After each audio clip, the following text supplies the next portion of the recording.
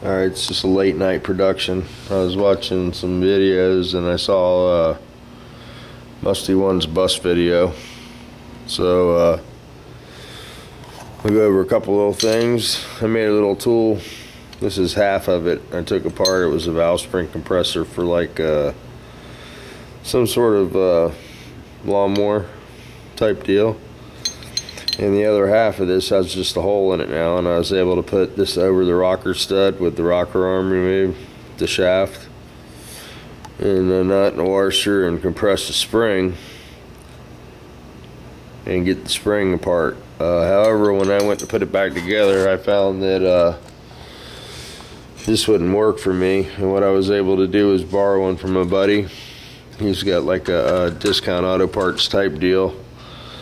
And you're able to put the retainer on and compress the spring in the retainer and put this on, a little grease on the valve, and you can get your keepers back in there no problem. Now, as far as a broken spring on a bus, it's a common thing. What happens with the bus is the bus has enough weight to drive the cam past its limit. Basically, the lifter can't keep up with the camshaft, starts bouncing over the lobe, overworks the spring, and that's one thing that can cause the spring to break. If you look at the spring pocket and it's real shiny under the spring, this area here, you'll probably get a good indication that the customer is running the bus a little bit past its shift point, more than likely in first gear, and causing some damage that way. Now, the other interesting thing that you showed on your video was the casting number on that head. I believe was a 55. That's a German OEM, original German head, and that particular head has a very small combustion chamber, meaning the volume and the combustion area is very small on that head, which means it has a lot of compression. And if you're running regular unleaded fuel instead of the high test like you should be running, it can cause detonation, and that's another thing that'll break valve springs. Detonation, pinging, too much timing can cause the valve spring to break.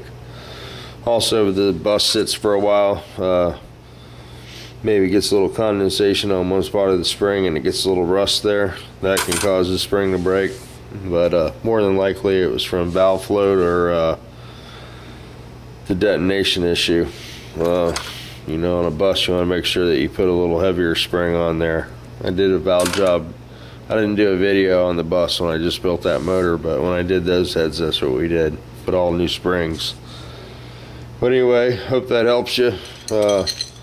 I know that Discount Auto Parts in our area, or Advanced Auto Parts, that's the name of the place, they actually have that tool, and it works really good. It clamps that spring, and you can compress the whole spring in the retainer as a package.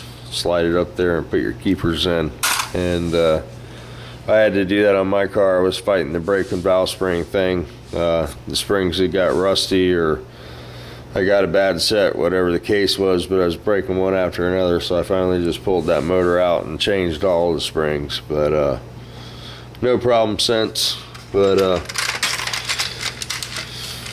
you want to also be sure to try to find your keeper, that was missing, because these little things are pretty hard, and they get down into the oil pump, it'll cause havoc. So make sure if you can't find it that you put a little magnet on the strainer plate. Take the strainer plate off and put a magnet down there by the pickup tube, so if it works its way in the bottom of the motor, it'll attach itself to the magnet. That's a good tip. And that's only if you can't find it. The other issue is when you have a hard time getting these off the valve like you were having, it could be from the spring breaking, obviously, but I like to take them on the bench grinder and grind a little, make sure there's a space between the keepers, make sure they're not touching, so when you look down at the keepers, they're not butted up against each other. Let me see if I can get them in a together shape here so you can see what I'm talking about. These look like they've been ground. But if they're touching like that, that's not good. It'll be real hard to take the head apart. What happens is they start working on those grooves, and they'll wear the grooves out, and either the valve will drop or they'll just be impossible to get the head apart when you go to take the head back, you know, to service it. Let me see if I can get these on. I'm pretty sure these have been cut. It's just simple to do on the grinder. Whoops. Well, it's not going to be simple because it's 1:30 in the morning. Matt's just getting home from work out there in Washington.